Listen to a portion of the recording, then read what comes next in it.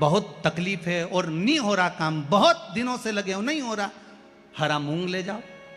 मूंग के दाने तो रहते हैं घर में, केवल 31 मूंग के दाने लेकर जाइए, 31 चावल के दाने लेकर जाइए और 31 ही बेलपत्र लेकर जाइए। जिस दिन सोमवार की अष्टमी हो, कौन से दिन? सोमवार की अष्टमी हो, उस दिन शंकर जी के मंदिर में जाओ, 3 चीज लेकर जाओ, मूंग के दाने, चावल, बेलपत्र। चावल जो 31 लेकर गए हो, अपनी कामना कर कर शंकर जी की देहली पर रख दो, चौखट पर, कहीं पर भी एकांत में उसको रख दिया जाए। मूंग के जो दाने लेकर गए हो 31, वो नंदी के पास में, जो नंदी का पांव ऊंचा रहता है उस पांव के पास रख दीजिए। और जो 31 बेलपत्र लेकर गए हो, वो 31 बेलपत्र अशोक सुंदरी वाली जो जगह है, आपको पहले बताया है कथा में, अशोक सुंदरी जी का स्थान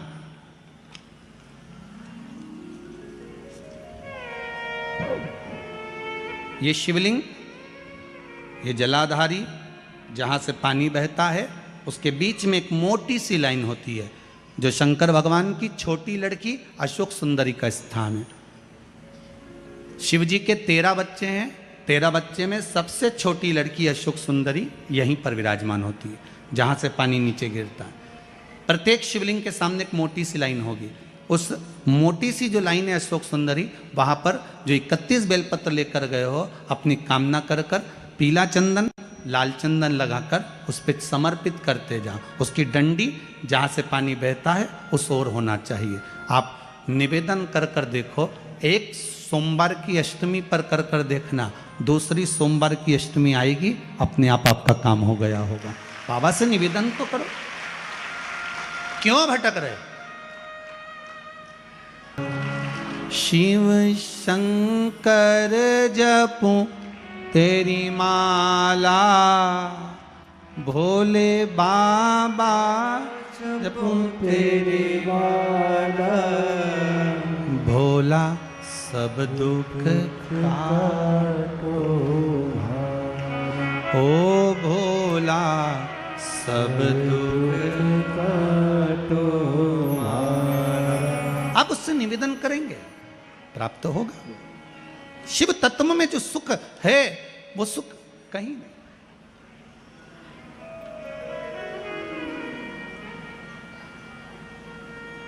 एक मात्र शिव मंदिर में झाड़ू लगा रही हैं अहिल्याबाई, साधारण सा भाव है, केवल एक झाड़ू। कई लोग कहते हैं महाराज जी, आप कहते हो मंदिर में जाकर झाड़ू लगाओ, पोछा लगाओ, तो जो हमने मंदिर में रख रखा है स्वीपर आदि आदि, जो भी सेवा करने वाला है, काम करने वाला है, वर्कर है, वो कर रहा है, तो हम क्यों करें? अरे भाई, एक बात याद रखना, आप सबसे पूछना चाहूंगा, आप लोग कहते हो कि मंदिर की सफाई जो वर्कर रखा है उसे करना चाहिए, मंदिर की सफाई जो पुजारी रखा है उसको करना चाहिए। मैं आपसे पूछना चाहता हूं कि आपके घर में जो तिजोरी है, दिवाली पे उसकी सफाई कौन करता है? नौकर करता है? अरे बोलते तो जाओ। नौकर करेगा? नहीं। वर्कर करेगा? नहीं। स्वीपर करेगा? नहीं। तिजोरी की सफाई कोई दूसरा नहीं करता, तिजोरी की सफाई हमें करना होती है। उसी तरह मंदिर की सफाई ना पुजारी करे ना कोई वर्कर करे, जो दर्शन करने जाए वो करे, क्योंकि ये तिजोरी है हमारी, ये तिजोरी है हमारी, यहां से हमें मिलता है, ये मेरा देव अधिदेव महादेव देता है और कम नहीं देता। वो चोर को कुबेर बना सकता है तो तुम्हें भी बना सकता है, उसका कोई भरोसा नहीं है दादा, कोई भरोसा नहीं मेरे शंकर का, कब क्या दे दे कोई भरोसा नहीं। पहले भी कथा में कहा, शिव देने वाला वो देता है। अब मेरे देव अधिदेव महादेव की कथा कर रही है, वहीं से मल्हार राव जी होलकर निकल कर जा रहे थे, उन्होंने उस बेटी को देखा जो शिव मंदिर में पूजन कर रही, और पूजन करने के बाद शंकर जी के मंदिर का थोड़ा सा प्रसाद ले जाकर बाहर छोटे छोटे लोग जो भी भोजन कर रहे थे उनको प्रदान कर रहे। एक साधारण से घर की बेटी, बिल्कुल सहज सरल। और बाबा ने कृपा क्या कर दी कि मालवा के राजा मल्हारराव जी होलकर जी ने अपने बेटे के लिए उस कन्या को चुन लिया और विवाह कराकर अपने घर लेकर आ गए महाराज। और यहाँ पर आई जब माता अहिल्या आई, इस मालवा में जब आई तब उनकी भक्ति कितनी प्रबल थी कि साथ में अगर कुछ लेकर आई हैं तो वो देव अधिदेव महादेव लेकर आई, शंकर को लेकर। शिव पूरी दुनिया में कितने भी होंगे ना, किसी के हाथ में शंकर नजर नहीं आएंगे, पर अहिल्याबाई के हाथ में शिव जी दिखेंगे। आप भी शंकर को लेकर चलो ना, आप हाथ में लेकर मत चलो, इस दिल में तो लेकर चलो। थोड़ा सा दुख आया, थोड़ी सी तकलीफ आई, थोड़ा सा कष्ट आया, जपने बैठ जाओ, श्री शिवाय नमस्तुभ्यम। थोड़ा सा कष्ट आया, नमः शिवाय जपो, पंचाक्षर मंत्र जपो, महामृत्युंजय मंत्र जपो। दुख आए, शिव याद आए। जिस माता अहिल्या की नगरी में आप रह रहे हो, इनको केवल साधारण सी नहीं समझना, बहुत साधारण से परिवार में रही है मां अहिल्या, बहुत साधारण से। अहमदनगर महाराष्ट्र के पास में एक चौड़ी गांव है। उस गांव में माता अहिल्या का जन्म 31 मई 1725 ईस्वी में हुआ। जिनके पिताजी थे मनकोजी शिंदे,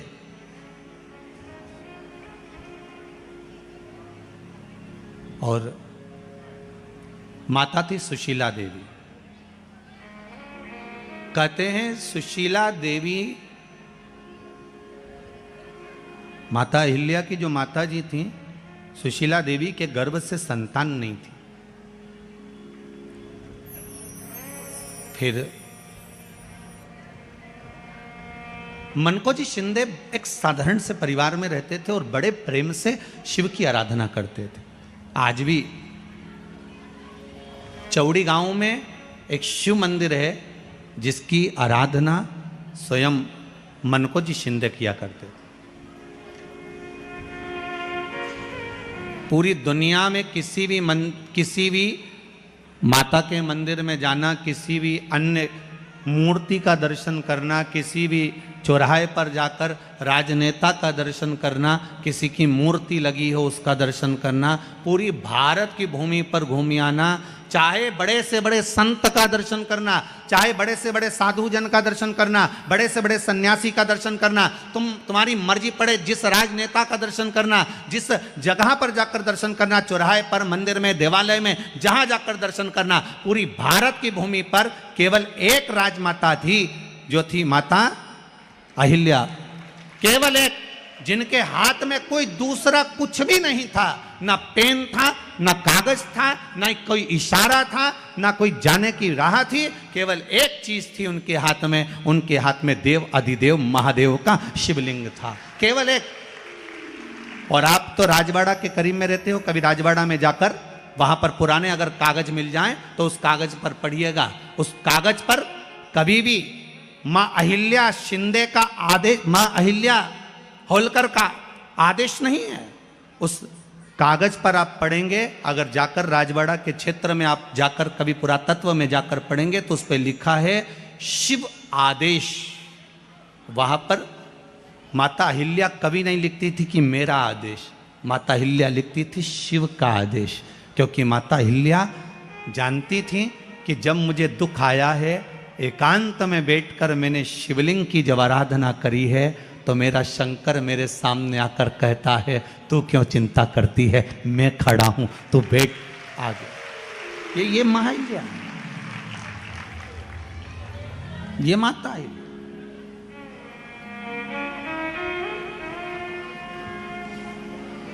आपको तो गौरवान्वित महसूस होना चाहिए इंदौर वालों। सबसे ज्यादा गौरव आपको इस बात पे होना चाहिए कि मां अहिल्या की नगरी में आप रह रहे हो। आप साधारण भूमि पर नहीं रह रहे। आज भी माता अहिल्या के नाम के सामने अगर लिखा जाता है तो अखंड सौभाग्यवती माहिल्या लिखा जाता है। अगर उनके जो टिकट हैं या अन्य चीजें तो उस पर लिखा है अखंड सौभाग्यवती। और जरा कथा उठाकर देखो तो आपको मालूम पड़ जाएगा कि माता अहिल्या 8 वर्ष की थी जब तो शादी हो गई थी और 21 वर्ष की हुई तब विधवा हो गई। सोचने वाली बात। और उसके बाद भी लिखा है अखंड सौभाग्यवती माहिल्या, अखंड सौभाग्य।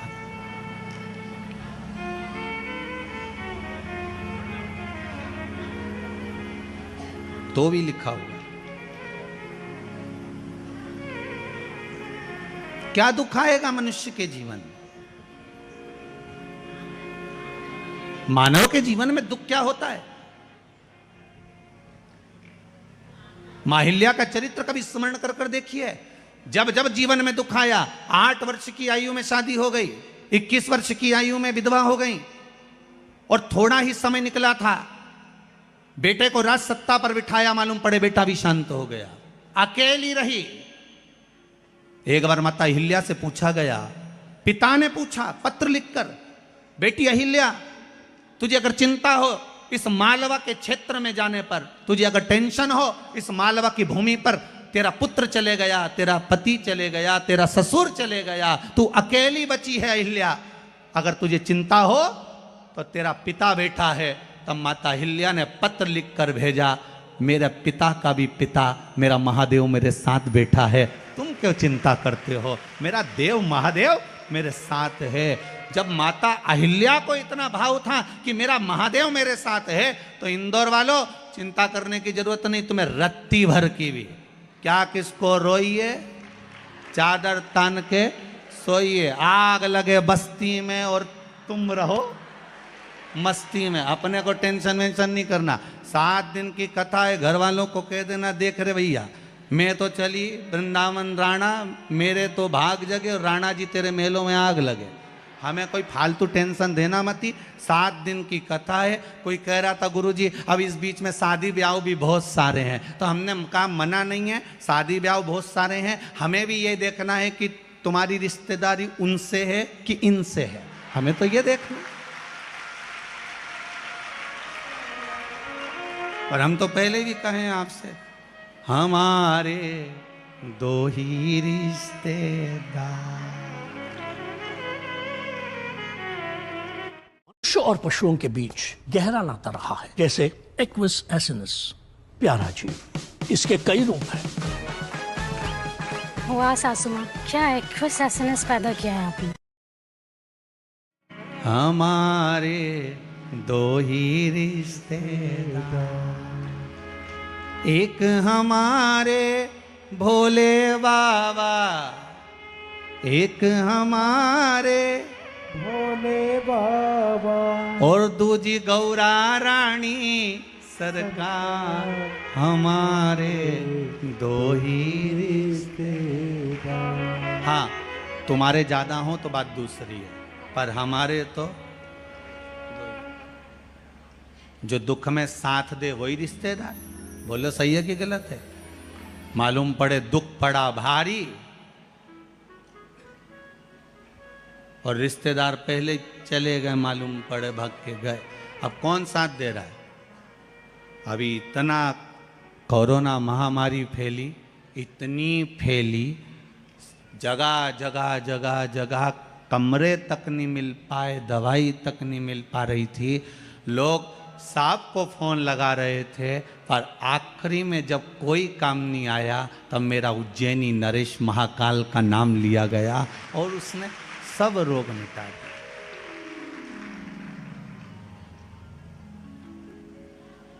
उस पे विश्वास, भरोसा करो। 4 वर्ष की जब माता अहिल्या थी और माता अहिल्या की माता सुशीला शिंदे जी के संतान नहीं हुई, तब उन्होंने अपने पति से निवेदन करा महाराज श्री मनकोजी शिंदे जी से निवेदन करा कि मेरे घर में संतान नहीं, और आप शिव मंदिर में जाते हो, शंकर की आराधना करते हो, शिव का स्मरण करते हो, शंकर का भजन करते हो, देखिए माता पिता के संस्कार बच्चों में कैसे आते हैं वो दिखाया गया।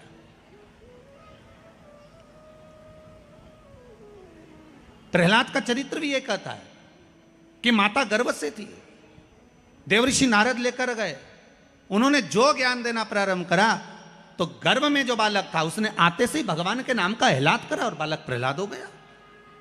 और प्रहलाद का विश्वास कितना प्रबल था कि कह दिया इस खंबे में भगवान है, और अगर विश्वास पक्का है तो खंबे में से अगर नरसिंह भगवान प्रकट हो सकते हैं तो विश्वास पक्का है तो कंकर से भी शंकर प्रकट हो सकता है। अगर विश्वास है तो, भरोसा है तो, दृढ़ता है तो, और विश्वास नहीं तो बात दूसरी है। नहीं विश्वास तो एक पत्नी पति का सिर दबा रही थी, सिर में बाम लगा रही थी। पत्नी ने पति से पूछा, जी ए जी, पति बोला हाँ जी। सुनो तो, क्या? जब मैं नहीं थी तो तुम्हें बाम कौन लगाता था? जब मैं नहीं थी तो तुम्हारा सिर कौन दबाता था? इतने में तो तुरंत उसी समय पर, उसी पल, उसी घड़ी पति बोला, तब मेरा सिर ही नहीं दुखता था, सिर तो तेरे आने के बाद दुखना चालू हुआ। इतनी टेंशन मुझे थी नहीं।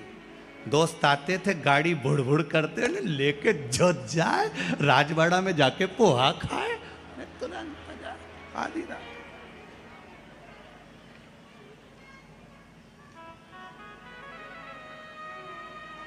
अच्छा, इंदौर जैसा शहर भी नहीं होगा, यहाँ तो पोहा डे भी है, मतलब एक फेस्टिवल मनाते हैं, पोहा फेस्टिवल।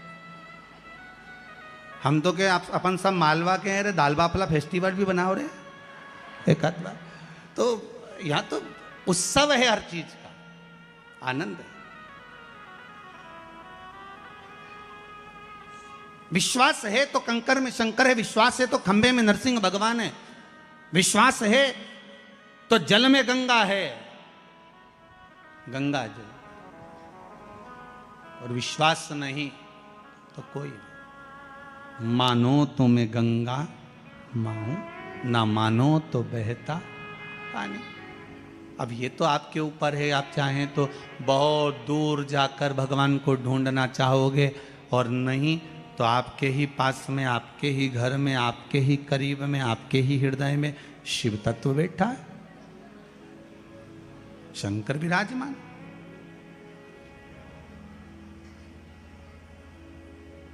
आप उसको ढूंढो। अब माता अहिल्याबाई की माता सुशीला शिंदे जी ने कहा, गर्भ नहीं ठहरा है, बच्चे नहीं। श्री मनकोजी शिंदे ने कहा, क्यों चिंता करती है, काय का टेंशन, काय की चिंता? मेरा उघड़दानी, मेरा भोलेनाथ कभी खाली नहीं छोड़ता।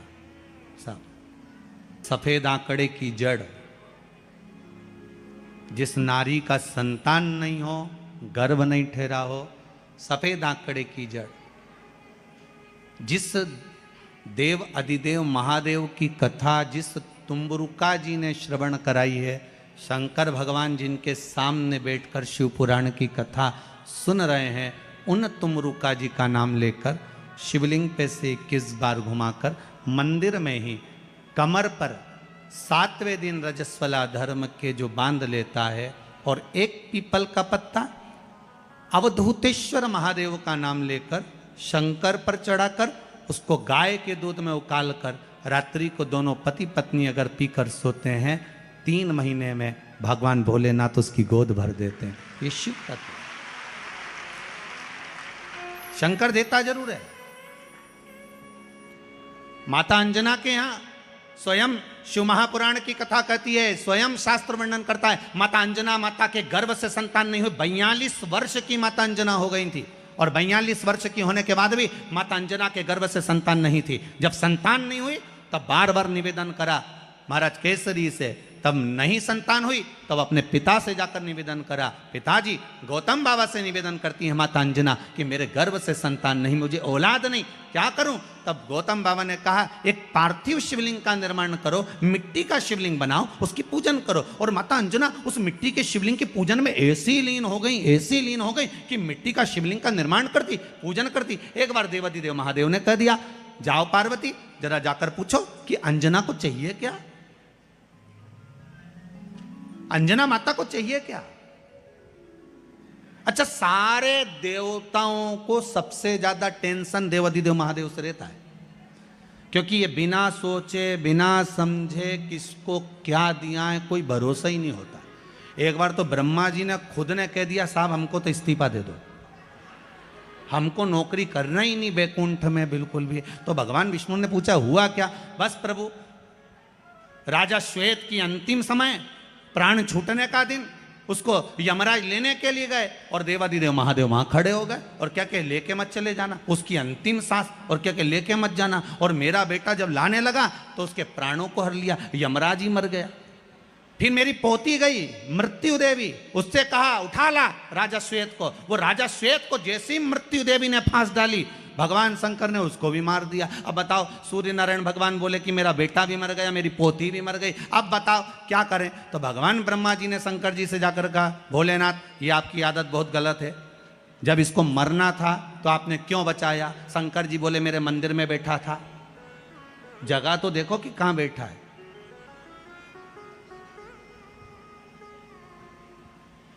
ब्रह्मा जी ने भगवान विष्णु से कहा हमको ये काम नहीं करना, आप तो हमारा इस्तीफा स्वीकार करो। भगवान विष्णु ने शंकर जी से कहा, भोलेनाथ जी अब इनके बेटे को, सूर्य नारायण के पुत्र को और पोती को जीवित करो। शंकर भगवान करे, एक शर्त पर जीवित करूंगा, जहां मेरा भजन हो रहा हो, जहां मेरी कथा हो रही हो, अगर कोई महामृत्युंजय मंत्र का जाप कर रहा हो, श्री शिवाय नमस्तुभ्यम जप रहा हो, शंकर का पंचाक्षर मंत्र नमः शिवाय जप रहा हो, शंकर जी कहते हैं उस समय पर मृत्यु उसको ना घेरे।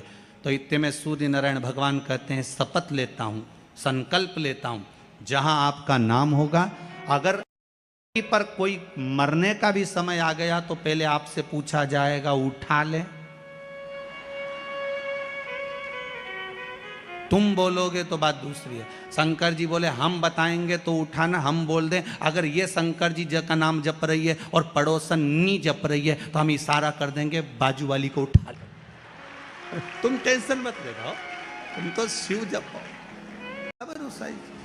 कर लो भजन, फिर मौका मिले ना मिले, ये जीवन मिले ना मिले फिर कोई मालूम। अब 4 वर्ष की बेटी माहिल्याबाई अपने पिता के साथ मंदिर जाती है, शिव आराधना करती है, शंकर की आराधना। 4 वर्ष की कन्या जब मंदिर जाना प्रारंभ करी, तब मंदिर में जाते जाते शंकर के शिवलिंग का जो पूजन अर्चना भजन था, उसमें चित्त माता अहिल्याबाई का ऐसा लग गया कि पिता तो अपनी जगह पर हैं, पर अहिल्याबाई का मन शंकर के उस शिवलिंग में लग गया, शंकर का शिवलिंग।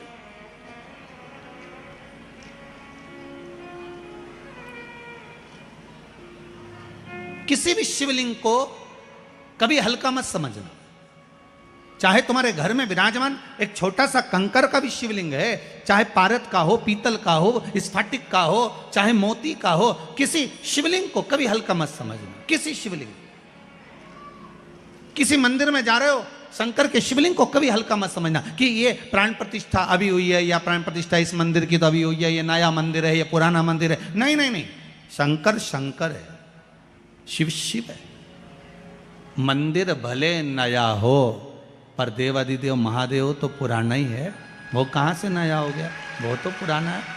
भारत की भूमि पर हम पहले भी कहे हैं, पूरी भारत की भूमि पर कहीं पर भी खुदाई कर कर देख लो, कोई मूर्ति मिले ना मिले, पर शंकर का शिवलिंग तो निकलेगा ही सरी, क्योंकि इस भूमि की धरा पर शिव तत्व है, था और रहेगा।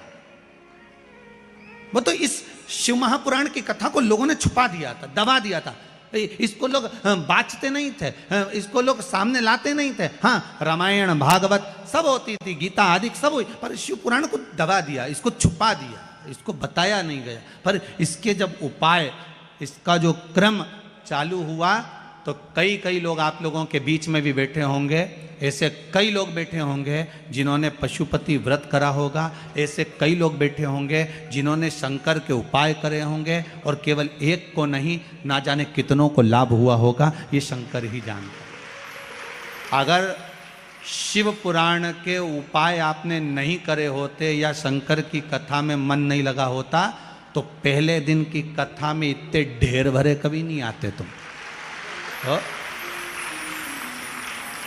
अगर शिव तत्व में तुम्हारा चित्त नहीं होता तो पहले दिन की कथा में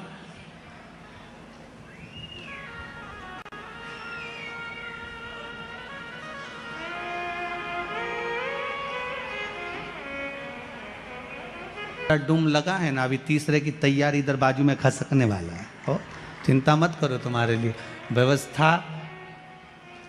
श्री रमेश जी मेंदोला जो मित्र मंडली है, ये कोई साधारण नहीं, व्यवस्था में तत्पर है। आप पहला दिन है, सबको लगता है कि पहले दिन थोड़ा पब्लिक कम आएगी, पर अंदाजा नहीं था कि ये तो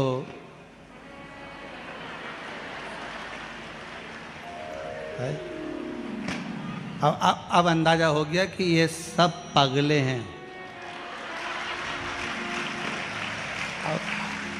अच्छा, समझदार हो तो समझा भी, तो पगला उनके कौन समझा। जो शंकर की भक्ति में डूबा, शिव के सारे भगत, तुम ऐसे देखना, एक आध बार तुम उज्जैन जाओ और महाकाल बाबा का दर्शन करो, बड़े प्रेम से दर्शन करते रहना, पीछे से कहीं का चिल्ला महाकाल की जाओ, भगवान कहां से आ गया। अच्छा, बाजू में तुम शंकर जी का दर्शन करते रहो, इतने में बाजू में समझ गया दादा, समझ।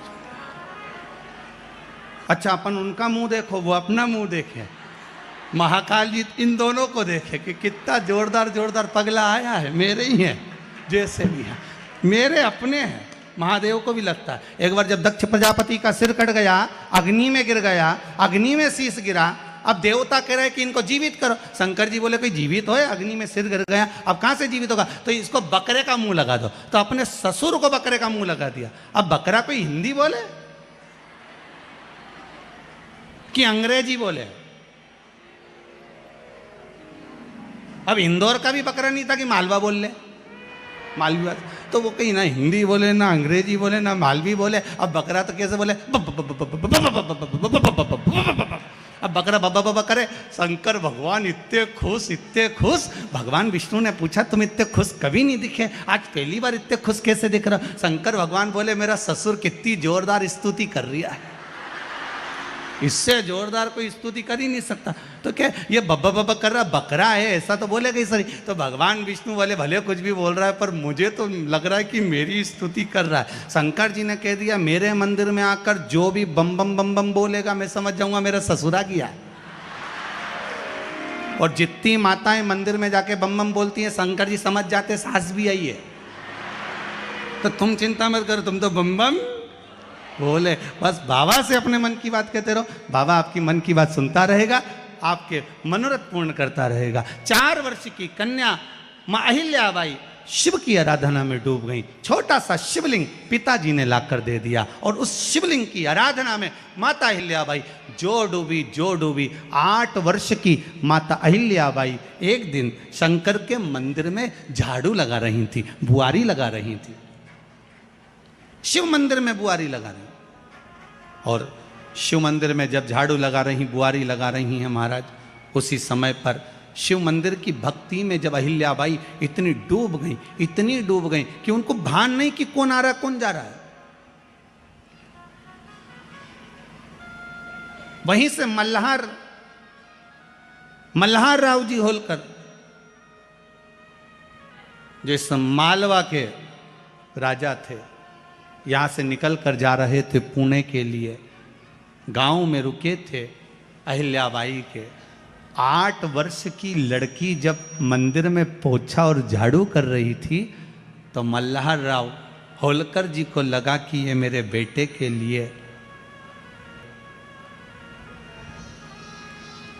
खंडेराव के लिए ये श्रेष्ठ रहेगी। और उसी समय पर एक साधारण से घर की बेटी जिसके यहाँ 2 समय का भोजन समय पे मिल जाए बहुत बड़ी बात थी। शिव की कृपा देखिए जरा। कई लोग पूछते हैं महाराज जी आप बोलते हो कथा में कि जो दूर मंदिर है वहां जाकर झाड़ू लगाओ पोछा लगाओ, झाड़ू लगाओ पोछा लगाओ, उसका फल क्या है? इंदौर की इस माँ अहिल्या शिव महापुराण की कथा में सुन लेना। माता अहिल्या ने 4 वर्ष की आयु से लेकर 8 वर्ष तक की आयु में शंकर जी के मंदिर में झाड़ू और पोछा अपने मन से, कोई तनख्वाह नहीं, मन से सेवा करी। तो मिला क्या? एक साधारण से घर की बेटी मालवा की राजमाता बन गई। साधारण से घर की बेटी शिव मंदिर का मात्र झाड़ू लगाने पर, मात्र सेवा करने पर। आपसे भी निवेदन है, जिस दिन तुम्हारा मन दुखी हो, जिस दिन तुमको लगे कि हमारे मन को आज अशांति है, आज मेरा बड़ा सा कोई काम अटक गया है, मेरा बेटा आज परीक्षा देने के लिए गया है, आज मेरे बेटे को इस परीक्षा में पास होना चाहिए, आज मेरा पति गया है उसकी नौकरी लगना चाहिए, मैं बड़ी दुखी हूं, सब दूर माथा टेक लिया, सारे संसार में होकर आ गए, सबसे जाकर निवेदन कर लिया, जब हार गए तब किसी शंकर के मंदिर में एकांत में बैठ जाना, 1 लोटा पानी चढ़ाकर, 5 बेलपत्र चढ़ाकर, 1 चावल का दाना शिव को समर्पित कर कर एकांत में बैठकर शंकर को निहारते हुए श्री शिवाय नमस्तुभ्यम का जाप करना, अपने दिल की बात उससे कह देना। जब वो एकांत में बैठा हो, कोई नहीं हो मंदिर में, तब तुम बैठना, उससे कहना आज मेरा पति नौकरी के लिए गया है, मैं जानती हूं कि मैं हो सकता है पाप कर्म कराओ, पूर्व में क्या क्या करा अपने को क्या मालूम, हो सकता है मेरा पति भी पूर्व में कोई कर्म विकार करा होगा, सारे जगत में धक्के खा लिया, सारे दुनिया भर में घूम कर आ गए, पर मेरे बाबा अब कहीं पर नहीं जाऊंगी, आखिरी है तू और तेरा द्वार, अब नहीं छोड़ूंगी। और उस बाबा से निवेदन कर कर जाना। 8 दिन 15 दिन इंतजार तो करो, उस बाबा से बोलने के बाद एक टेबलेट भी खाते हो तो थोड़ी देर बाद असर करती है, तो थोड़ा इंतजार तो करो उसको बोलने के बाद, भटकना मती। उसके दरवाजे पर जाने के बाद भी अगर काम नहीं हो तो समझ लेना कि हमारा कर्म कुछ ज्यादा गड़बड़ होगा लगा है, अभी समय लगेगा। भटकना मत ही, नहीं तो इनके छोड़ के दुनिया के लोग तो बड़े भटकते हैं। पहले राम जी के पास चले जाएं, राम जी से काम नहीं बने, हनुमान जी के पास चले जाएं, हनुमान जी से काम नहीं बने, ठाकुर जी के पास चले जाएं, ठाकुर जी से काम नहीं बने, शंकर जी के पास चले जाएं, शंकर जी से काम नहीं बने, तो कहीं दूसरी जगह चले जाएं। मैं नाम नहीं लूँगा, तुम समझ जा। कोई दूसरे धर्म में प्रवेश कर जाते हैं, कोई हिंदू धर्म को छोड़कर दूसरा धर्म अपना लेता है। क्यों? देवता नहीं सुन रहे तो दूसरा धर्म अपना लिया। फिर निवेदन करूंगा, मेरे हिंदू धर्म से बड़ा कोई धर्म हो ही नहीं सकता, यह पक्का है। इस हिंदू धर्म से बड़ा कोई धर्म नहीं हो सकता। आपको गौरवान्वितता महसूस होना चाहिए, मेरा राम मेरा कृष्ण। अन्य जगह पर केवल लोग कहते हैं उनके धर्म में एक देवता होता है, हम कहते हैं बफेट का जमाना है इसलिए हमारे 33 कोटि देवता है। तुम्हारी मर्जी पड़े जिसको उठा लो, तुम्हारी मर्जी पड़े जिसको उठाओ। बफेट में जाते हो, कहीं गुलाब जामुन, कहीं छम्मक लड्डू, कहीं पानी पतासा, कहीं दही बड़ा खाते हो, पर जिस भोजन में तुम्हारी रुचि ज्यादा होती है उसकी प्लेट ज्यादा निपटा जाते हो। बोलो सही है की बात है? तुम भी सारे देवताओं के दरवाजे पर जाओ और जिससे तुम्हारी अच्छी पट जाए उसको पटा लो। 33 कोटि देवता में एक है, चाहे राम कृष्ण शिव भवानी जगदम्बा दुर्गा, जो तुम्हारे चित्तवृत्ति में आए उसको रिझाओ, उससे लगन लगाओ, उससे दृष्टि मिलाओ और उससे जाकर अपने दिल की बात कहो। जब शंकर से दिल की बात कहोगे पक्का है वो सुनेगा।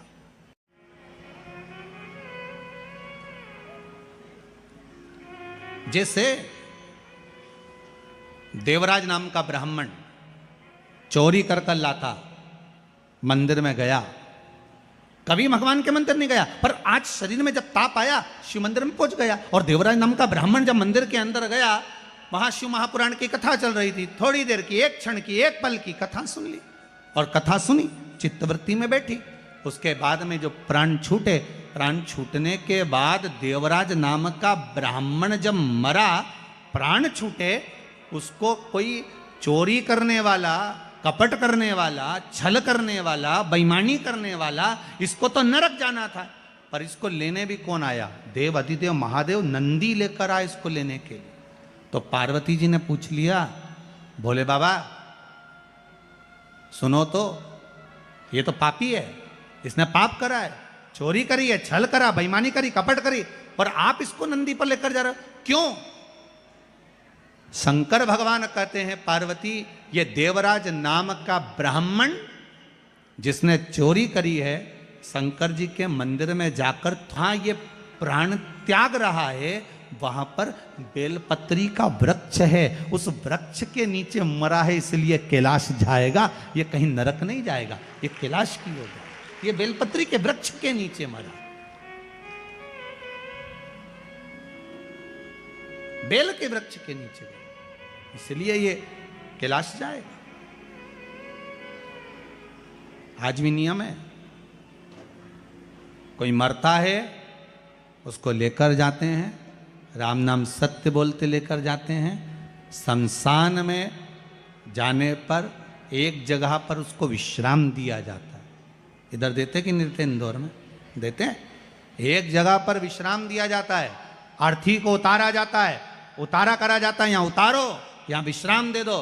तो बच्चे पूछते हैं, पापा यहाँ पर ये दादाजी को क्यों उतारा, यहाँ बीच रास्ते में इनको क्यों रोका? तो कहा बेटा यहाँ उतारना पड़ता है। पर बच्चों को ये नहीं बता पाए कि यहाँ उतारा क्यों जाता है, क्योंकि शिव महापुराण में लिखा है कि देवराज नाम के ब्राह्मण के जहां प्राण छूटे थे वहां बेलपत्री का वृक्ष था, इसलिए हिंदू धर्म में रीति है, शमशान में ले जाने से पहले कहीं पर बेलपत्री का अगर पेड़ होता था तो उसके नीचे थोड़ी देर अर्थी को रख दिया जाता था कि बेलपत्री की छांव पड़ेगी तो ये जीवात्मा नरक नहीं भोगेगी, शंकर के धाम चली जाएगी, फिर ये सुख भोगने वाली, नरक नहीं, इसको सुख का अनुभव होगा, इसको सुख की प्राप्ति होगी।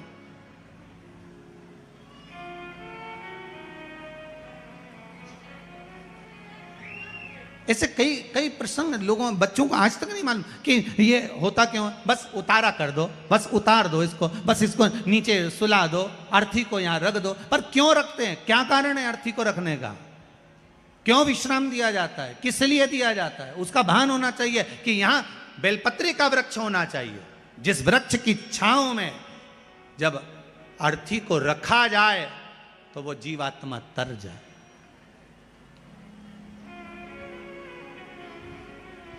कई लोग कहते हैं गुरुदेव,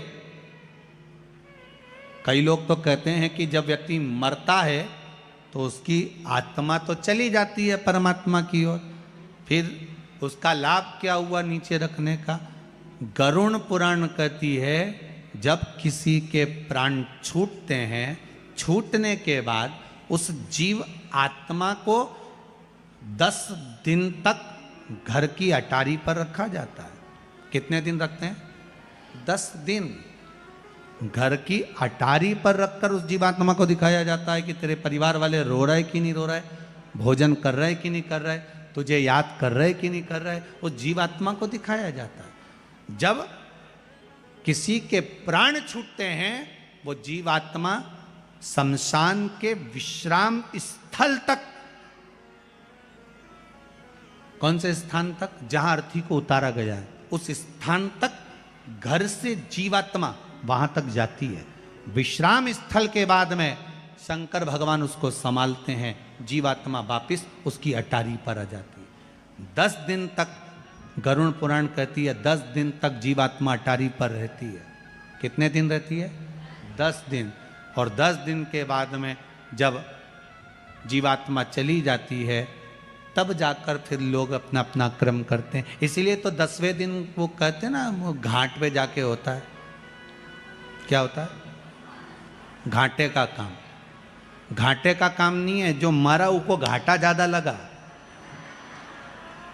इसलिए उसको कहा घाटे का काम है। बेचारा इतना फ्रिज, कूलर, वॉशिंग मशीन सब छोड़ छुड़ा के चला गया, कितना घाटा लगा होगा। उसकी एफडी पूरी पड़ी की पड़ी रह गई, बैंक में जमा की जमा रह गया, और वो जीवात्मा चली गई। चली।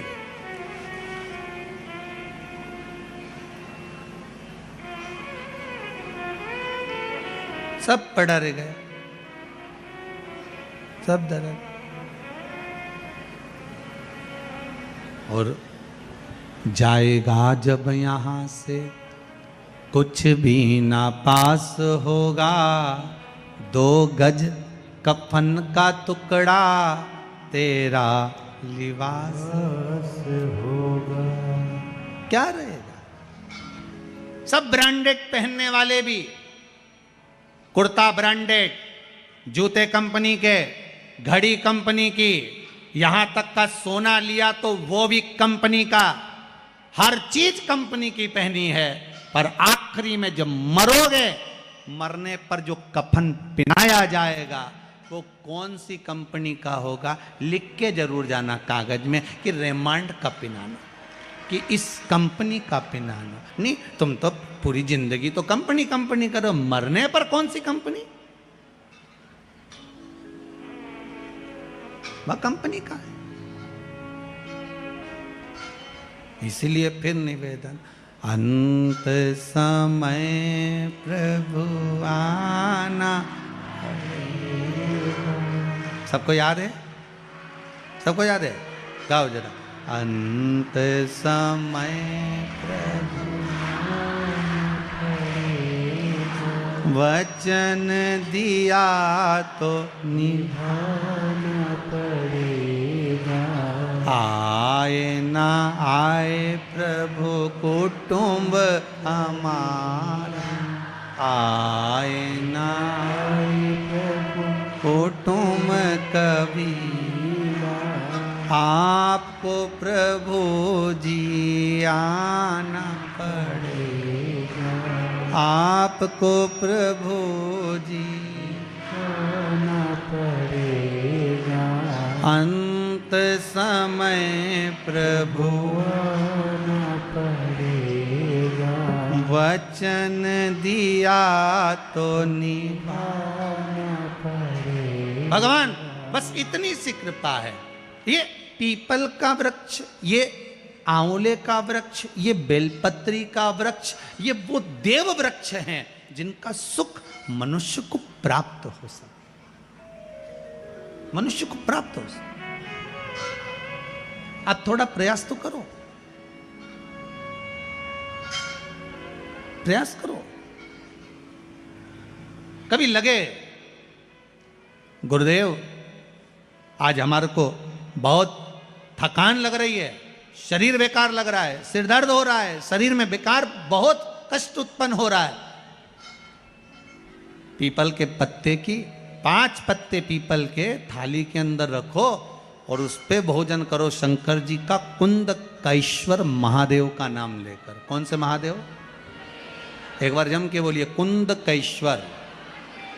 कुंद कैश्वर महादेव का नाम लेकर भोजन करना प्रारंभ करो। 15 से 20 मिनट लगते हैं, हमारे टेबलेट खाने की जरूरत नहीं पड़ती। सिर दर्द बंद, शरीर कितना भी दुख रहा हो उसमें आराम लगना प्रारंभ हो जाता है। कुंद कैश्वर महादेव का नाम सुख की अनुभूति कराता है, शरीर के रोग को मिटाने के लिए। कुंद कैश्वर शिव का एक एक संबोधन।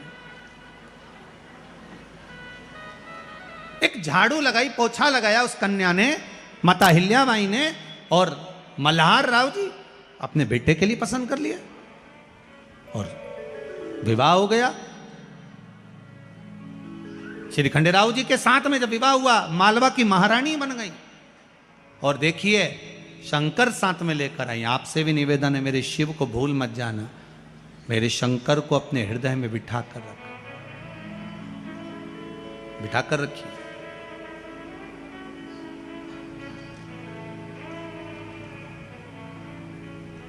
गुरुजी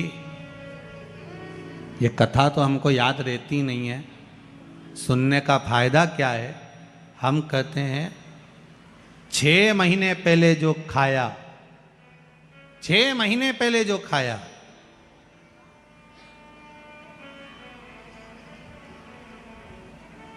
दो महीने पहले जो खाया, 15 दिन पहले जो खाया, वो याद नहीं रहता, पर शरीर में रक्त बनकर चलता है बहुत समय तक। उसी तरह शिव महापुराण की कथा भले याद ना रहे, पर एक बार अगर इस शरीर को मिल गई, इस आत्मा तक पहुंच गई, तो ये पक्का है मृत्यु तक साथ देने वाली है, यम की कैद से छुड़ाने वाली, मृत्यु तक साथ, अंतिम बिंदु तक।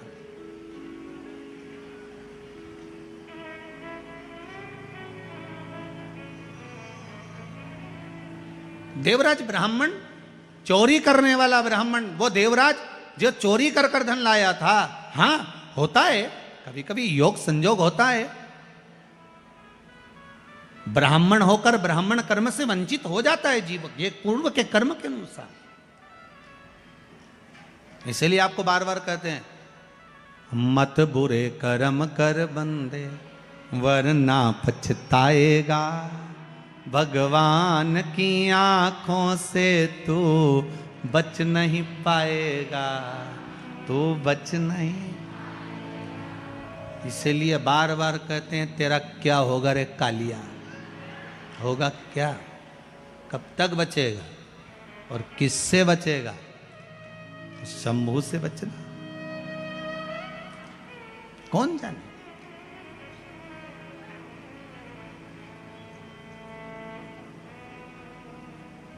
क्या मिलता है शिव महापुराण की कथा में जाने से?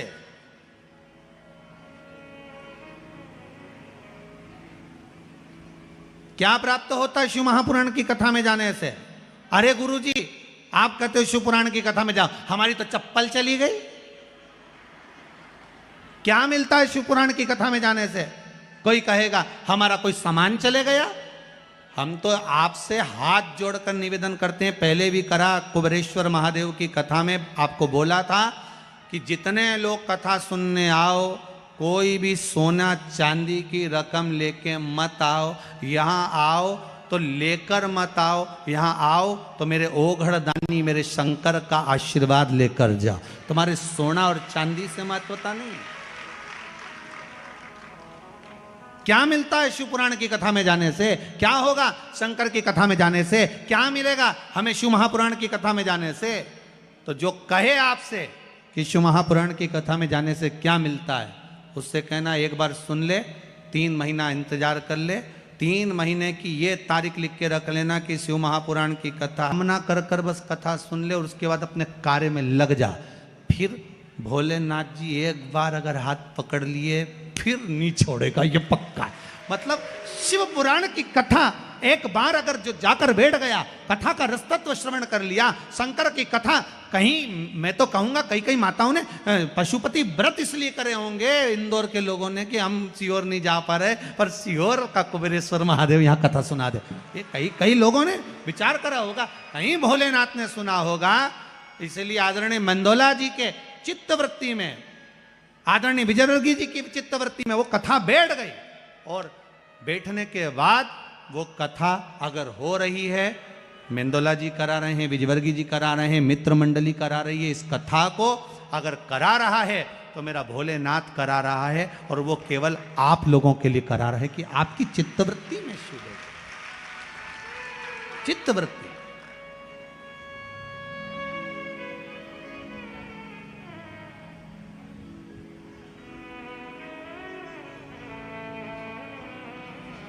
कथा कराने वाला भी कोई साधारण ही है महाराज।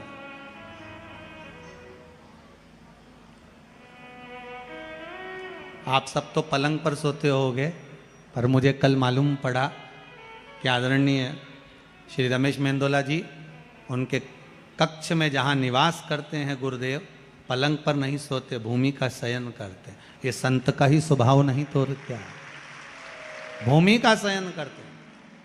गादी लगी है जमीन पर, बस वहीं सो जाते, संत स्वभाव महाराज। तो हम तो कहेंगे शिव कथा करवा रहा है, शंकर सुन रहा है, शंकर बाच रहा है। मौका मिला है 7 दिन का, छोड़ना नहीं है। 7 दिन शिव महापुराण के, हमारे जीवन के भी 7 ही दिन है। रविवार को जन्म हुआ, सोमवार को बड़े हुए, मंगलवार को ब्याह हुआ, बुधवार को बच्चे हुए, गुरुवार को बीमार पड़े, शुक्रवार को हॉस्पिटल गए, शनिवार को सीताराम हो गए। 7 दिन तो यूं निकल गए। तो 7 दिन बड़ी मुश्किल से तो मिले, 7 दिन में आज पहला दिन, और पहला दिन मतलब आप सबका जन्मदिन। सबको हैप्पी बर्थडे टू यू। आज घर के लोगों को जाके कह देना आज मेरा जन्म हुआ है, मैंने शिव महापुराण की कथा पंडाल में जाकर श्रवण करी है, शिव महापुराण की कथा सुनी है, आज मेरा जन्मदिन हुआ है, आज मैं भगवान शंकर के लिए पैदा हुआ हूं। मतलब जैसे मां अहिल्याबाई जन्मी थी शिव तत्व को जानने के लिए, आज मुझे जानने का मौका मिला है कि मैं शंकर को कैसे प्राप्त कर सकता हूं। देवराज नाम का ब्राह्मण मरने के बाद कैलाश धाम चले गए, शिव धाम, शंकर की भक्ति में डूब गए। आया एक बिंदुक नाम का ब्राह्मण था जिसकी धर्मपत्नी का नाम चंचुला देवी था। बिंदुक ब्राह्मण था, वो भी थोड़ा धन चोरी कर लाता था, पत्नी को देता था। पत्नी और धर्म पत्नी में जमीन और आसमान का अंतर होता है। पत्नी वो होती है जो पति को पतन के रास्ते पर ले जाती है, धर्म पत्नी वो होती है जो पति को धर्म के रास्ते पर ले जाती है। पति को धर्म के पथ पर लेकर जा रहे। आपसे भी निवेदन है, 7 दिन में 1 दिन आप अपने पति से कहना कि मुझे धर्म पत्नी बनना है। पति पूछे वो कैसे बनना है? 40 साल तो हो गए तेरी मांग में सिंदूर दिए जब से, तो तू धर्म पत्नी है। उसी दिन से तो मैं धर्म के कांटे पर लटक रहा हूं। अच्छा पति कहेगा तो अब कैसी धर्म पत्नी बनना? कह देना सीहोर वाला महाराज बोला है हमें धर्म पत्नी बनना है 1 दिन। तो धर्म पत्नी का फर्ज क्या होता है? कहा धर्म पत्नी का फर्ज क्या होता है? जो मंदोदरी ने निभाया था अपने पति से। जिस समय श्री हनुमान जी महाराज आकर मंदोदरी से बोले, मंदोदरी राम जी महाराज रामेश्वर धाम की स्थापना कर रहे हैं, कोई विद्वान पंडित नहीं मिल रहा, मंत्र और संकल्प छुड़वाना है, पूजन करवाना है। मंदोदरी कोई विद्वान पंडित हो तो बता दे। मंदोदरी बोली मेरे पति रावण जैसे बढ़कर कौन विद्वान होगा? तो हनुमान जी महाराज बोले वो तो पूजन कराने जाने वाला नहीं, क्योंकि वो ही तो सीता जी को उठा के लाया था, वो कैसे पूजन कराएगा? मंदोदरी बोली मैं भी धर्म पत्नी हूं, को भगवान के दरवाजे तक तो भेज के रहूंगी। और मंदोदरी पहुंच गई। चोटी करती करती करती करती, पहले माताएं वो 3 चोटी में 3 अलग अलग भाग होते थे, उसको गुत्ती गुत्ती गई। माताएं वो चोटी धीरे धीरे क्यों गुत्ती थी? क्योंकि वो सोचती रहती थी कि इसका करना क्या है। 3 सोचती, एंटीना है सिग्नल, तो सोचती सोचती जा रही कि इसका करना। तो मंदोदरी सोचती सोचती गई। होता है एक बार, कहाँ की बात है महाराज जी, एक बार किसी भाई ने किसी बाबा जी ने उससे पूछ लिया एक पंडित जी से, क्यों पंडित जी तुम इतनी बड़ी बड़ी पुराण बाजते हो, इतना बड़ा बड़ा ज्ञान कहाँ से लेकर आते हो? पंडित जी बोले हमारी जो चोटी है ये एंटीना है, ऊपर से यहाँ से यहाँ। अच्छा, इतने में बाबा जी बोले तो हमें इतना ज्ञान क्यों नहीं आता? पंडित जी बोले तुम्हारे एंटीने से आता तो है, पर अर्थिंग के तार से नीचा चले जाता, तो बचता कुछ नहीं। तो इतने में मंदोदरी बोली मैं भी ये धर्म पत्नी हूँ, धर्म पत्नी का फर्ज अदा करूंगी। और मंदोदरी लंकाधिपति रावण के पास पहुंच गई। और पहुंचते से ही मंदोदरी ने कहा स्वामी स्वामी। रावण बोला हम लंकेश हैं। अच्छा, रावण की सबसे बड़ी प्रॉब्लम ही एक ही थी, हमेशा एक ही बात बोलता था, हम लंकेश हैं। अच्छा, सबको मालूम है कि तुम लंकेश हो, बोलने की क्या जरूरत, पर फिर भी बोलता था। मन तत्व को नहीं जाना। रावण बोला मैं शंकर जी की पूजन करता हूं, ये ब्राह्मण कर्म नहीं तो और क्या? मैं त्रिपुंड धारण करता हूं, ये ब्राह्मण कर्म नहीं तो और क्या? मैं यज्ञोपवीत पहनता हूं, ये ब्राह्मण कर्म नहीं तो और क्या? मैं शिव की आराधना करता हूं, ये ब्राह्मण कर्म नहीं तो और क्या है? मंदोदरी कहती है ब्राह्मण कर्म वो होता है कि जजमान के यहाँ पूजन कराने जाओ और दक्षिणा लेकर आओ। तुम कभी किसी के यहाँ से दक्षिणा लाए? दक्षिणा लाने की जगह तुम सीता जी को उठा लाए, ये कोई बात है? कहीं जाओ और दक्षिणा लेकर आओ। रावण बोला मेरे जैसे विद्वान को किसी की सामर्थ्यता नहीं कि कोई मुझे बुला ले। इतने में तो मंदोदरी बोली फालतू बात मत करो, राम जी महाराज रामेश्वर धाम की स्थापना कर रहे हैं, उन्हें कोई विद्वान पंडित नहीं मिल रहा, तो तुम जाके स्थापना करा दो। रावण बोला राम जी कभी रामेश्वर की स्थापना नहीं कर सकते, मुझे मालूम है। मंदोदरी ने पूछा वो कैसे? रावण बोला राम जी की धर्मपत्नी तो लंका में, अकेले स्थापना करेंगे कैसे? तुम बताओ। मंदोदरी ने विचार करा, बिल्कुल सही बोल रहा है। मंदोदरी ने नीचे की जो चोटी थी ना उसको कंगा से झड़ा ली। इसलिए माताएं आज भी जो नीचे का भाग बचता है ना उसको झड़ा लेती है। मंदोदरी ने नीचे का भाग झड़ाया कि अकल की बात तो की ये पति ने, अब समझ में ये नहीं आ रहा करना क्या, और ये सीता को लेके जाएगा नहीं, फिर भी झड़ाया है। तो ऐसे ही नहीं झड़ाया, तो इन्हें कह दिया स्वामी आप तो विद्वान ब्राह्मण हो, अगर सीता आपके पास में है तो आपका फर्ज है, आप गुरु बनकर पंडित बनकर विद्वान बनकर जा रहे हो, गठजोड़ा बांधकर आपको बिठाना चाहिए। एक काम करो आप आगे आगे चलो, मैं मंदोदरी सीता जी को लेकर चलती हूँ। तो सीता नहीं जाएगी। मंदोदरी ने कहा चिंता मत करो, मैं हनुमान जी को बुला लेती हूँ। रावण बोला हनुमान जिसने आग लगाई थी?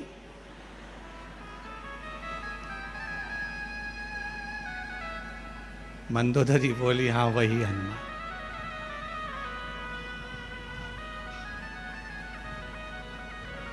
वही हनुमान। अब ठीक है बुलाओ।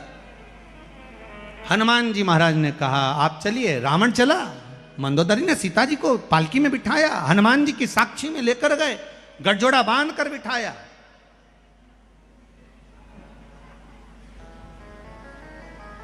रावण ने पूजन करवाई, पूजन पूरी हो गई।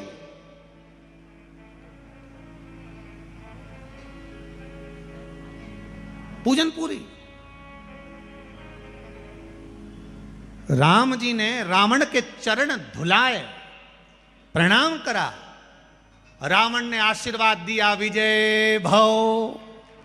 राम जी को आशीर्वाद दिया विजय भव। हनुमान जी पास में खड़े थे रावण के, उन्होंने कोनी मार के कहा क्यों रे हार गया क्या? रावण बोला फालतू बात मत करना, हारा वारा नहीं हूं, वो तो मैं गुरु जी की गादी पर बैठा हूं, पंडित की गादी पर, इसलिए आशीर्वाद दे रहा हूं विजय होने का।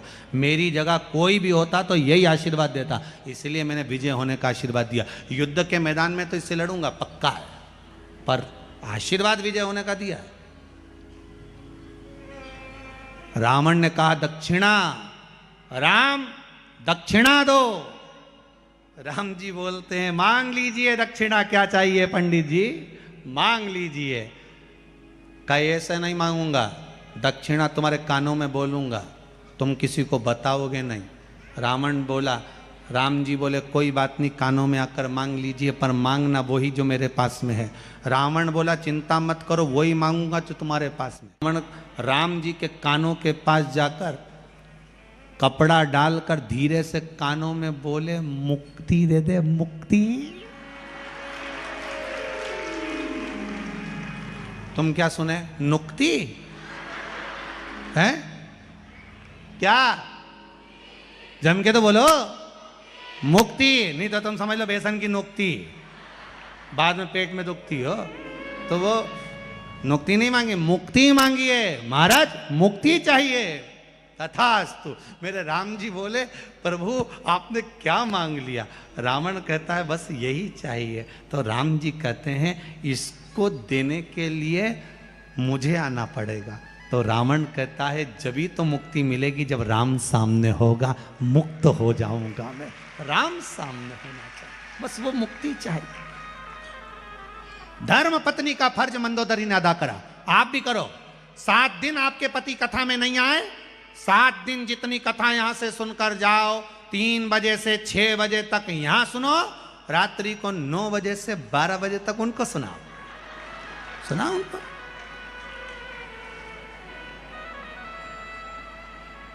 उनके नींद आए तो कहना मैं चाय बना के लाई, थोड़ी देर पांव दबा दबा कर सुनाओ, पर सुनाओ। सीहोर वाले महाराज ने कथा सुनाई थी, आज ये बोला था।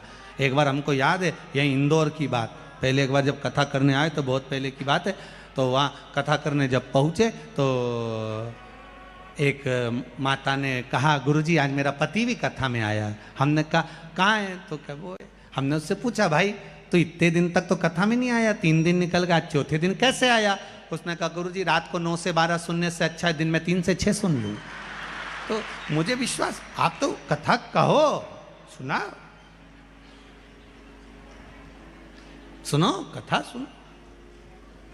और अगर रात को कथा ना सुने, 7 दिन में 1 दिन ऐसा बनाना, अपने पति से कहना तुम 6 दिन कमाई कर लो, पर 7वें दिन 1 दिन तुम्हें शिव महापुराण की कथा में मेरे साथ चलकर बैठना है, कथा सुनना है तुमको। चलो मेरे साथ कथा सुनने चलो, 1 दिन चलो मेरे साथ। पत्नी वो होती है जो पति को पतन के रास्ते पर ले जाती है, शॉपिंग मॉल ले जाती है, पर धर्म पत्नी वो होती है जो पति को शिव महापुराण तक लेकर आती है। वो धर्म पत्नी लेकर चलो, कथा सुनने चलो। नहीं सुन सकते टीवी पर सुनो, नहीं सुन सकते मोबाइल पर सुनो, फेसबुक यूट्यूब पर श्रवण करो, पर कथा सुनो। और सबसे बड़ी बात तो ये है, आस्था भजन पर कथा 3 बजे से 6 बजे तक आ रही है, और आस्था चैनल पर रात्रि को 10 बजे से 1 बजे तक आ रही है। 2 टाइम आ रही है। सुनो, पर सुनो, कथा का रसस्वादन करिए, अपने जीवन में आनंद की अनुभूति करिए, उस तत्व को उतारिए। अब कथा तुम इसलिए मत सुनना कि हमारा फोटो आया कि नहीं आया। रात को बैठी रहना टीवी के सामने, हो मैं तो दिखी ही नहीं। कल कथा में जाऊंगी ना, तो जहां स्टेज बना ना, उसके बिल्कुल बाजू में बैठूंगी, रस्सी के पास। और ये रामेती बाई है ना, ये पास में बैठ जाती है, ये इसके पास नहीं बैठोगी, इसी इसका है, मेरा तो है ही नहीं। तुम बैठ, मैं जाके बैठूंगा, नहीं बैठू जा। तो कथा का रस तत्व बड़ा आनंदित है साहब। शिव महापुराण की कथा मस्त होकर, आनंदित होकर, रस तत्व को ग्रहण करने वाली, आनंद लेकर सुनी। अब और शिव महापुराण की कथा में कभी रोके नहीं सुनना। जरा सी बात में रोके, हम तो बड़े दुखी हैं, हम तो बड़े दुखी हैं, क्या रोना। शंकर की कथा में आयो, आखिरी में आनंद के पास, शिव के पास, वहां तो केवल निवेदन करो कि मैं कथा सुनना। चंचुला देवी जितना कमा कर पति लाता था, बिंदुक जितना चोरी कर लाता था, जितना धन लेकर आता था, वो धन कभी चंचुला ने उसको सत्कर्म में लगाया ही। पर आपसे निवेदन है, जो पति कमाई कर लाए उसका एक अंश, एक भाग कहीं धर्म में, कहीं पुण्य में, कहीं सत्कर्म में लगाओ। बिंदु चोरी का धन ला रहा था, दीवाल पर से नीचे कूदा, पानी में गिर गया, मर गया। शिव महापुराण की कथा कहती है 3 तरह से मरे हुए व्यक्ति का मोक्ष नहीं है। 3 तरह से मरे हुए व्यक्ति को मुक्ति नहीं है। पहला, पानी में डूबकर मरा हुआ। दूसरा, सर्प के डसे से मरा हुआ। तीसरा, स्त्री के हाथ से, नारी के हाथ से मरा हुआ।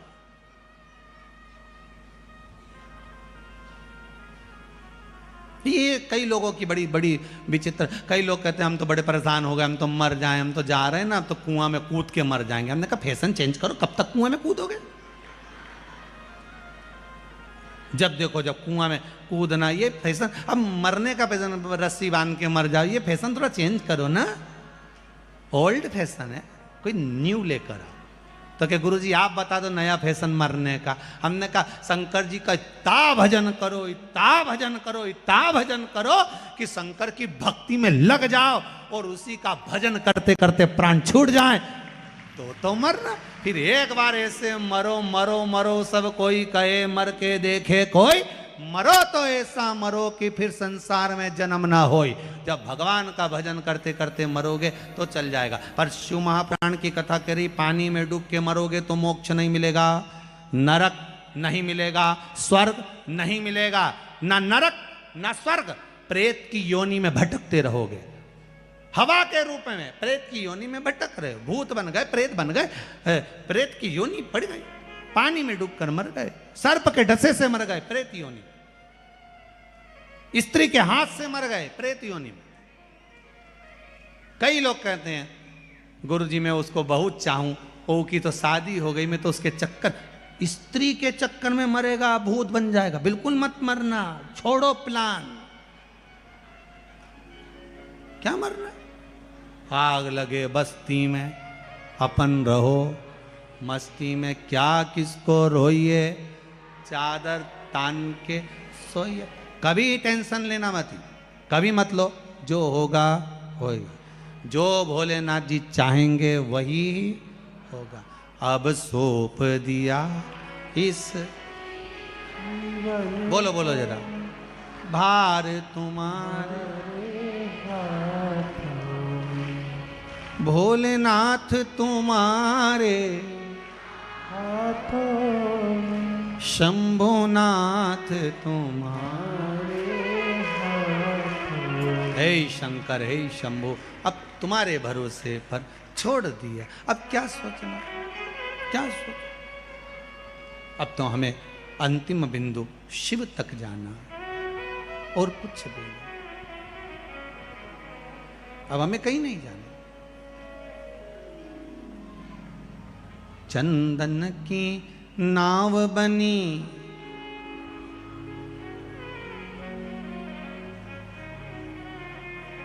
तीन तरह से मरे हुए व्यक्ति को ना बैकुंठ मिलता है ना नरक मिलता है, प्रेत की योनि में वो पड़ा रहता है। प्रेत की योनि में पड़ा, न स्वर्ग है न नरक। बिंदु पानी में डूबकर मरा, इसलिए प्रेत योनि में चला गया, प्रेत की योनि में। और चंचुला देवी को मालूम पड़ा, जब चंचुला देवी को यह मालूम पड़ा कि मेरा पति प्रेत योनि में पड़ गया, उसकी मुक्ति नहीं, मोक्ष नहीं, क्या करा जाए। सारे नगर के लोग, गांव के लोग काशी जा रहे थे, सारे नगर के लोग, गांव के लोग काशी जा रहे हैं, उनके साथ में चंचुला देवी काशी जा रही है। आपको पहले भी कथा में कहा है, काशी अविमुक्त नगरी है, मोक्ष नगरी। काशी अविमुक्त नगरी है, मोक्ष नगरी। उस अविमुक्त नगरी की ओर जा रहे।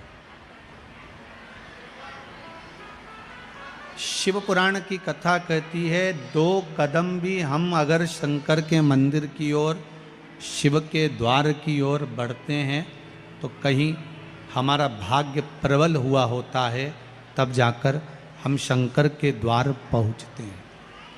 भाग्य प्रबल होता है तब हम शिव के द्वार पहुंचते हैं। भाग्य की प्रबलता में शिव तत्व प्राप्त होता है।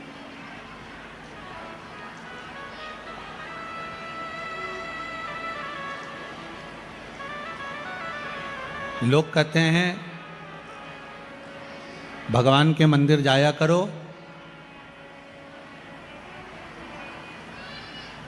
भाग्य बदल जाएगा।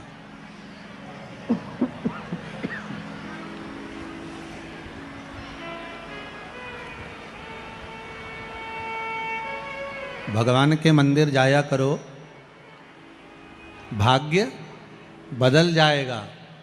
शिव महापुराण की कथा कहती है, जिस दिन मंदिर जाने का मन में विचार आ गया ना, उसी दिन से भाग्य बदल जाए। मंदिर जाओगे तब बदलेगा। और शिव पुराण तो यह कहती है, जिस दिन मन में भाव आ गया कि मुझे शंकर की कथा में जाना है, मुझे मंदिर जाना है, मुझे देवालय जाना है, मुझे तीर्थ जाना है, मुझे शंकर के द्वार जाना है, उसी दिन भाग्य बदल जाएगा। बस मन में भाव आना चाहिए तो भाग्य बदल। चंचुला देवी काशी चली, और काशी में चंचुला देवी, उसका मन नहीं था, क्योंकि कभी उसने दान करा नहीं था, कभी धर्म करा नहीं था, कभी पुण्य करा नहीं, कभी सत्कर्म करा नहीं। ना दान करा, ना धर्म करा, ना पुण्य करा, ना सत्कर्म करा। जो कभी भगवान का भजन करा होता है, उसी का चित्त भगवान के भजन में लगता है। कभी नहीं करा उसने भजन, फिर भी काशी गई, और काशी में जाकर एक स्थान पर बैठी थी, तभी उसको शिव महापुराण की कहीं कथा हो रही थी, और उसकी आवाज उसके कानों में पड़ गई।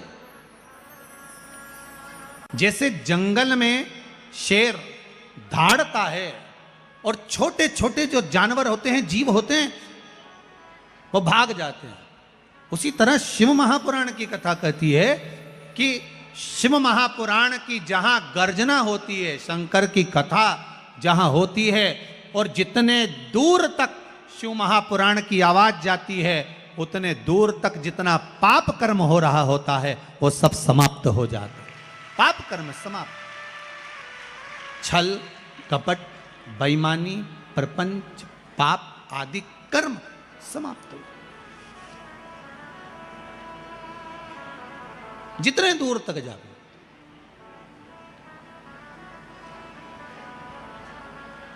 शिव गर्जना सिंह की गर्जना के बराबर। महाराज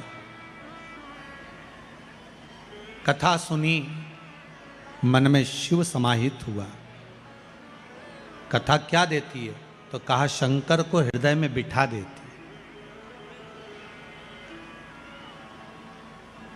भगवान कभी देता हुआ नहीं दिखेगा आपको कि आकर दिया, पर शंकर की कथा सुनने के बाद अगर कोई आपका हेल्प कर रहा है, कोई सहयोग कर रहा है, कुछ दे रहा है, कुछ प्रदान कर रहा है, समझ लेना वो तुम्हारा परिचित नहीं, शंकर ही उस रूप में आया, कोई दूसरा नहीं आया है, शिव ही आया। क्योंकि तेरे दरबार की बाबा निराली शान देखी है, तेरे दरबार की बाबा निराली शान देखी है, तुझे देते नहीं देखा, झोली भरी देखी है। मेरा शंभु कभी सामने आकर नहीं देगा, पर देता जरूर है।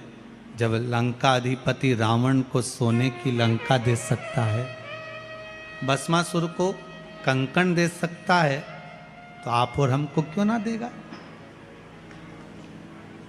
कितना दुख है जीवन में। दुख ऐसा कोई मनुष्य पृथ्वी पर पैदा नहीं हुआ जिसको दुख नहीं हुआ। कोई तन दुखी, कोई मन दुखी, कोई धन बिन रहत उदास, तुलसी या संसार में सुखी राम का दास। महाराज दुख सबको है, सब संसार में जितने हुए हैं सबको दुख है। बस इतना अंतर है कि दुख आया भी है तो उसको शंकर जी के भजन से काट दिया जाए, शिव भजन से उसको काटना।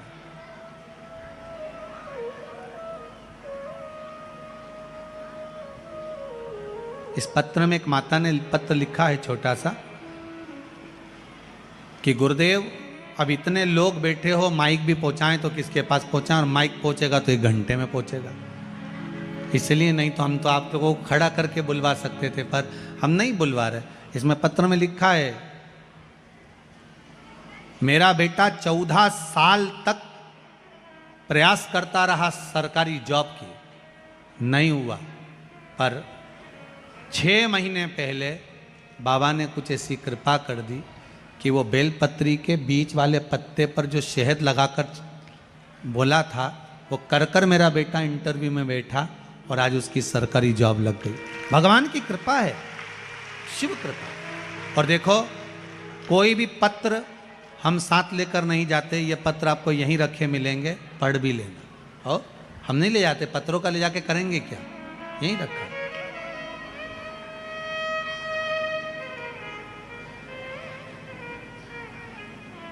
सब यहीं रखा हुआ है, आप तो पढ़ लो। शिव तत्व में वो सुख है। आप दिल से कामना कर कर, आज चंचुला देवी को लगा कि मैं शिव कथा सुनूं, उसने कथा सुनी।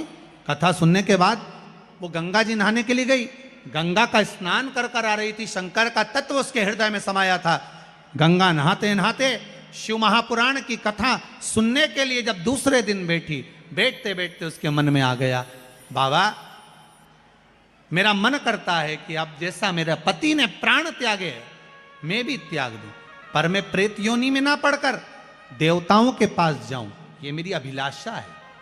आपको कथा में कहा था, शंकर भगवान माता सती को लेकर जब कथा सुनने के लिए गए थे शंकर जी के मन में आ गया था कि मुझे राम का दर्शन होना चाहिए, तो शिव जी को राम का दर्शन हुआ। रिक्वायर्ड रेट बढ़ रही है, एक मुश्किल चैलेंज, और क्या स्टाइल से फिनिश किया है। मैं हर दिन नए फिटनेस गोल्स चेस करता हूँ, और चेस जल्दी करने के लिए चाहिए राम का दर्शन होना चाहिए, तो शिव जी को राम का दर्शन हुआ। सती मैया ने ये सोच लिया था कि मैं अभी विवाह कर कर आई हूँ, और ऐसा विवाह करने के बाद तो लोग घूमने जाते हैं, मेरे पति मुझे कथा सुनाने लाए हैं, इससे तो अच्छा मेरा शरीर जलकर भस्म हो जाए। शंकर भगवान को राम का दर्शन हो गया और सती मैया जलकर भस्म हो गई। शिव महापुराण का नियम है, इस कथा में जो आप कामना करते हो बाबा आपको वो 3 महीने के अंदर दे ही देता है। कामना जो करिए वो मिली।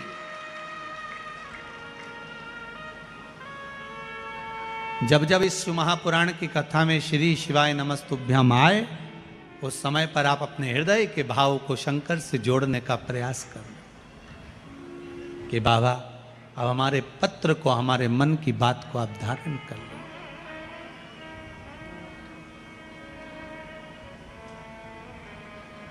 तेरा ही दिया मैंने खाया पिया है, तेरा शुक्रिया है, तेरा शुक्रिया है। मुझे भोले बाबा ने बहुत दे दिया है, तेरा शुक्रिया है, तेरा शुक्रिया है। ये जायदाद दी है, औलाद दी है, ये जायदाद, बोलिए सब, औलाद दी है। मुसीबत में हर वक्त इमदाद दी है, मुसीबत में हर वक्त इमदाद दी है। तेरा ही दिया मैंने खाया पिया है, तेरा शुक्रिया है, तेरा शुक्रिया है, तेरा शुक्रिया है, तेरा शुक्रिया। मन में सोच लिया माता चंचुला देवी ने कि मैं मरूं, प्रेत योनि में ना पड़ूं, देव योनि में जाऊं। गंगा जी से निकली बाहर, आगे बढ़ रही थी, सीढ़ी पे से पांव फिसल गया, प्राण छूट गए, मर गई। शंकर के धाम में पहुंच गई, माता पार्वती जी की सहेली बन गई, माता पार्वती जी की सखी। हमारा तो मन कहता है माता हिल्याबाई होलकर शिव की इतनी बड़ी उपासक थी, अगर उनके भी प्राण छूटे होंगे तो मुझे विश्वास है वो भी पार्वती जी की सहेली बनी होंगी, वो भी पार्वती की सखी बनी होंगी। साधारण नहीं, चंचुला देवी पार्वती जी की सखी बन गई। उदास रह रही थी, मुख उतरा हुआ था, शांत बैठी हुई थी। पार्वती जी ने पूछ लिया तू चुप क्यों है, कारण क्या है? आपकी बेस्ट फ्रेंड अगर चुप रहे तुम्हारे घर में आने के बाद तो आपको भी चिंता लगती है, चुप क्यों है तू, हुआ क्या है, आखिर कारण क्या है, तुझे क्या हो गया जो तू चुप बैठी है? चंचुला देवी ने कहा मेरा पति प्रेत योनि में पड़ा है, मुक्त नहीं हो रहा, क्या करूं मैं? तो पार्वती जी ने कहा इतनी सी बात है, देव ऋषि नारद के पास जाकर बोल कि शिव महापुराण की कथा सुनाए। नारद जी से जाकर कहा तो नारद जी बोले मुझे तो श्राप लगा है कि मैं एक जगह नहीं बैठ सकता। ये नारद जी को श्राप था कि एक जगह नहीं बैठ सकता। ऐसा श्राप किसी किसी को लगा होता है। जितने लोग कथा में आए और कोई बार बार उठ के जाए, फिर आए, फिर जाए, फिर आए, फिर जाए, समझ लेना नारद जी है। और कोई कोई माताएं बार बार उठ उठ के जाए, फिर आए, फिर जाए, फिर आए, समझ लेना नारद जी अकेले नहीं आए, अपनी अम्मा को भी लाए। श्राप लगा तो क्या करोगी? उससे झगड़ा करोगी क्या? बार बार जाएगा आएगा? कुछ नहीं करना, सिर पे पल्लू लेना, जो बार बार जाए आए उसके पांव पड़ लेना, भैया धन्य है रे नारद। करिए। और जो माताएं बार बार उठ के जाए फिर आए फिर जाए फिर, तो उनके भी पांव पड़ लेना, बारी नारद की अम्मा गजब करी तूने, आज तेरे दर्शन इतने सालों में आज हुआ, वो भी सियोर वाला महाराज बोला तब मालूम पड़ा कि तू नारद की अम्मा, गजब। तो जो तुम्हें जाता आता दिखे बार बार बार बार जाए, समझ लो स्टेज पे भी कहीं कहा है तो जो किनारे पे बैठे उनसे निवेदन तुम भी पढ़। गजब, अकेला है। चिंता देवर्षि नारद से कही। नारद ने कहा मैं कथा नहीं कह सकता क्योंकि मुझे श्राप लगा है, फिर कौन कहेगा? नारद जी बोले मेरे मित्र हैं तुम्बरू का। क्या नाम है? तुम्बरू का। तुम्बरू का नाम साधारण नहीं है महाराज, प्रैक्टिकल करके देखना।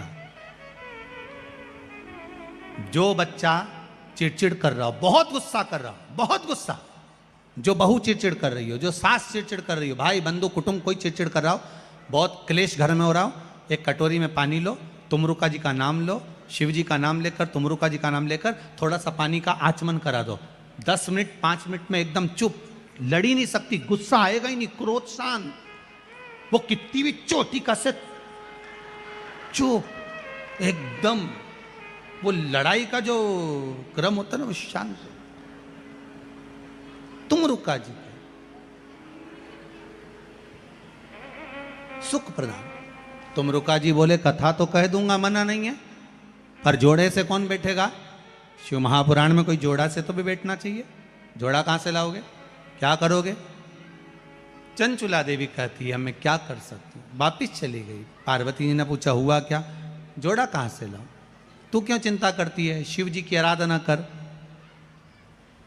जोड़ा बनाने वाला भी वही है, सब काम वही कर सकता है। शंकर भगवान बोले अगर इसको कथा करवाना है, जोड़ा नहीं मिल रहा, शिव जी बोले अपन जोड़ा बनकर जाएंगे। शंकर जी ईश्वर जी बन गए, पार्वती जी गौरा जी बन गई। शंकर गणा, पार्वती गौर, गणगौर बनकर शिव पार्वती 16 दिन तक तैयार हुए, इसलिए गणगौर 16 दिन की होती है इंदौर में गणगौर। कितने दिन की? 16 दिन की गणगौर होती है। पार्वती जी ने 16 दिन श्रृंगार करा, इसलिए पार्वती जी के 16 श्रृंगार हुए। शंकर जी ने 16 दिन श्रृंगार करा, इसलिए हिंदू धर्म में 16 संस्कार हुए। 16 दिन की गणगौर हुई, दूल्हे जैसा फेटा बांधकर श्रृंगार कर कर ईश्वर जी और गोरा जी बनकर शिव जी जैसे ही जा रहे हैं। ईश्वर जी गोरा जी बनकर शंकर पार्वती चल दिए कथा सुनने के लिए। तुमरुका जी कथा को कह रहे हैं, ईश्वर जी और गोरा जी आ रहे हैं, पधार रहे हैं ईश्वर जी गोरा जी। जोरदार ताली बजाकर ईश्वर जी और गोरा जी का स्वागत करिए, आदर करिए। भगवान ईश्वर जी और गोरा जी पधार रहे हैं। शंकर पार्वती दूल्हा बनकर, दुल्हन बनकर, गणा और गौर बनकर, शिव पार्वती ईश्वर जी और गोरा जी बनकर भगवान शंकर की कथा सुनने के लिए जा रहे हैं। महाराज ऐसी शिव महापुराण की पावन कथा, जोरदार ताली बजाकर ईश्वर जी गोरा जी का स्वागत करेंगे। भगवान ईश्वर जी और गोरा जी पधारे हैं। भगवान गणा गौर बनकर कथा का रसास्वादन करते हैं। आज की कथा विराम की ओर जा रही है।